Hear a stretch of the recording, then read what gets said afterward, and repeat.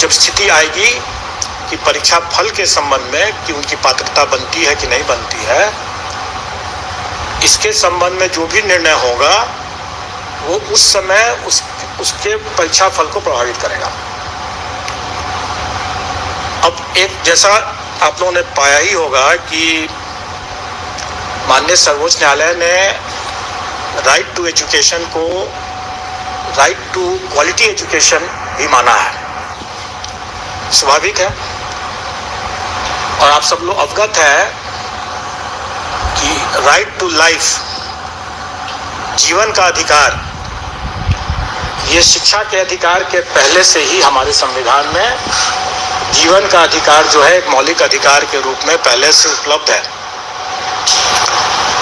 और माननीय सर्वोच्च न्यायालय ने ही अपने पूर्व के बहुत से आदेशों में इसको विस्तारित करके ये भी कहा है कि राइट टू लाइफ जो है और right to live with dignity को भी उसमें ऐड किया है। और ये अधिकार जो मौलिक अधिकार है जो कि राइट टू एजुकेशन के पहले से, जैसा आपने अभी देखा कि during the currency of the circular, मतलब जो जब तक एनसीटी का वो सर्कुलर वैलिड था तब तक जो अधिकार मिल गया कैंडिडेट्स को, वो अधिकार सुरक्षित होना चाहिए।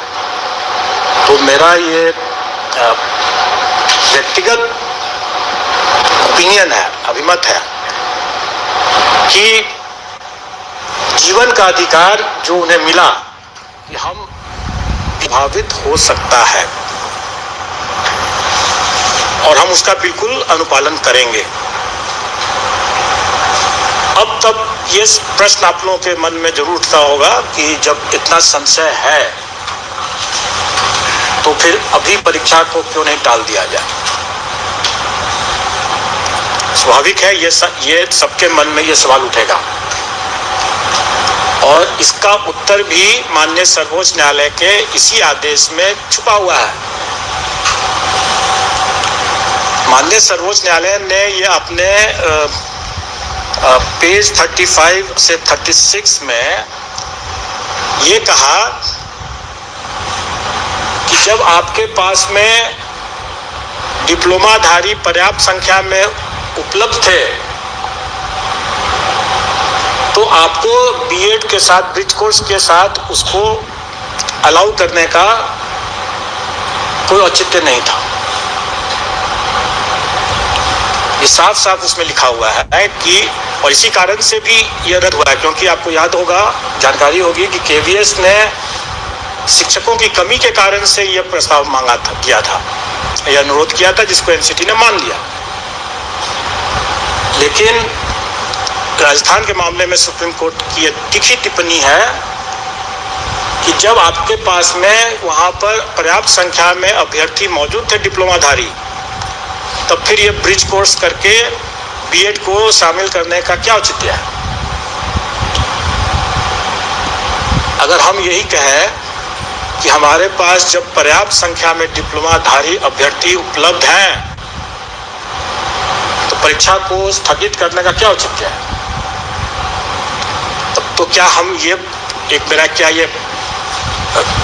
माननीय न्यायालय का मानना नहीं माना जाएगा कि हम जानबूझ करके, जबकि माननीय सर्वोच्च न्यायालय ने कह दिया साफ साफ कि आपके बीएड अभ्यर्थी नहीं एलिजिबल है इसके लिए, तब उनके लिए आपकी प्रतीक्षा रहते हुए आपने डिप्लोमाधारी के अधिकार का क्यों हनन किया। इसलिए हम डिप्लोमाधारी के अधिकार का हनन नहीं करेंगे, माननीय सर्वोच्च न्यायालय के अवमानना का भागी नहीं बनेंगे। माननीय सर्वोच्च न्यायालय ने जिस तीखी टिप्पणी को अपना आधार बनाया है, हम उसी तीखी टिप्पणी के आलोक में ये कहेंगे कि हम परीक्षा को नहीं टालेंगे। हम डिप्लोमाधारी हमारे पास पर्याप्त संख्या में है, 3,80,000 से ज़्यादा हमारे डिप्लोमाधारी प्राथमिक शिक्षक के लिए अभ्यर्थी हैं। कई ऐसे बीएड वाले भी हैं जो कि डिप्लोमा भी प्राप्त किए होंगे लेकिन उन्होंने शायद अपना बीएड ही लिखा होगा। हमारी वैकेंसी से, रिक्ति से 5 गुना ज़्यादा अभ्यर्थी मौजूद हैं। हम कभी भी इसको इग्नोर नहीं कर सकते हैं। इस तथ्य को खास करके माननीय सर्वोच्च न्यायालय के इस लिखित टिप्पणी के आलोक में, और हम इसको परीक्षा को कोई पोस्टपोन नहीं करेंगे। तो ये तो बहुत स्पष्ट बात हो गई, और मैंने बता दिया कि बीएड अभ्यर्थी भी भाग ले सकते हैं क्योंकि ये उनका अधिकार सुरक्षित हो चुका था, लेकिन उनका परीक्षा फल प्रभावित होगा उनके खुद अपने लीगल रिकॉर्ड्स को देखते हुए कि वो क्या पुनर्विचार याचिका दायर करते हैं या नहीं करते हैं, या एनसीटी या राज्य सरकार क्या निर्णय लेती है। और जैसा मैंने भी बताया कि ये निर्णय कि वो पात्र है या नहीं पात्र है, ये हम डॉक्यूमेंट वेरिफिकेशन के समय करते हैं। उसके पहले हम मान के चलते हैं कि जो भी उन्होंने दावा किया है वो सही है, और हम उसके हिसाब से अपना मेरिट लिस्ट बनाते हैं। लेकिन रिजल्ट हम स्वाभाविक है, रिजल्ट हम तभी डिक्लेयर करेंगे जब वो पात्र होंगे। अगर वो पात्र नहीं होंगे तो हम उनका रिजल्ट डिक्लेयर नहीं करेंगे, और वैसी स्थिति में उनका एक चांस व्यतीत नहीं माना जाएगा। क्योंकि ये भी संशय था लोगों के मन में कि अगर हम एग्जाम दे देते हैं और मेरा एक चांस बेकार चला जाएगा, मेरा रिजल्ट नहीं देंगे। जब हम रिजल्ट ही नहीं देंगे तो हम उनका एक चांस भी नहीं मानेंगे। लेकिन ये तब की स्थिति में है जबकि उनको कोई संशय रहता है, जैसे मुझे भी अभी संशय है कि पात्र हैं कि नहीं है, या क्या वो लीगल रिकॉर्ड्स लेते हैं।